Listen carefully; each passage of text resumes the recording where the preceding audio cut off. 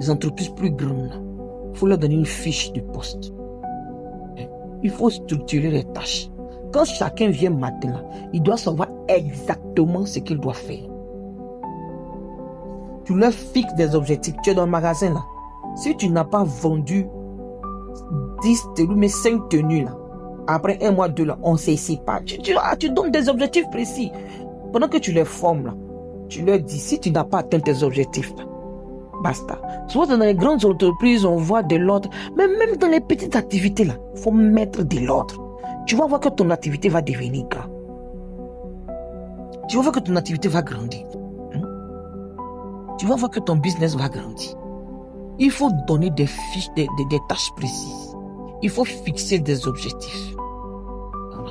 Et puis s'il y a plusieurs salariés là, il faut les mettre en compétition. Tu dis celui qui va mieux travailler là, c'est lui qui sera responsable.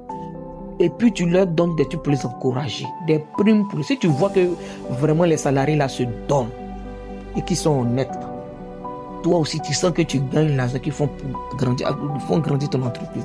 Il faut les encourager. Il faut encourager celui qui fait le meilleur résultat. Donc c'est un peu ça. Il faut leur faire comprendre que l'activité ne peut perdurer que si le client est satisfait.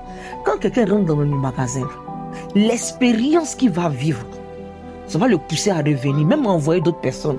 Ou bien ça va le pousser à fuir. Et puis dire aux gens que là-bas, là, tu vois, c'est joli, là. Vraiment, c'est pas ça, c'est pas ça. Donc, je récapitule. Quand tu prends quelqu'un pour ton business, il faut le former. Il faut lui donner une fiche de poste, une liste de tâches exactement. Il faut lui montrer exactement ce qu'il a fait. La personne est là. Dis-lui exactement avec précision ce que la personne doit faire. C'est bon que tu écrives même pour afficher, pour lui donner. Et puis chaque fois qu'elle fait, elle coche ce qu'elle a fait.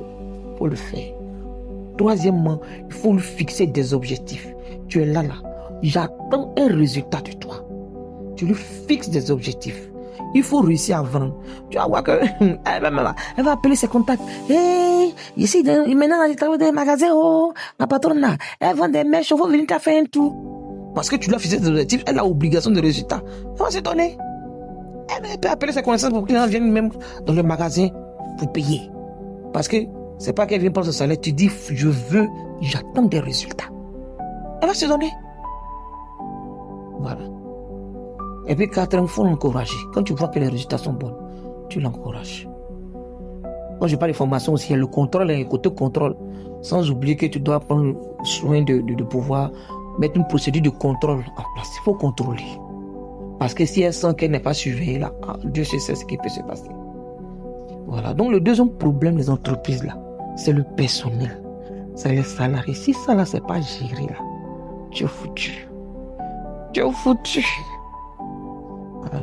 Donc, c'est ce que je voulais dire à propos de la gestion du personnel.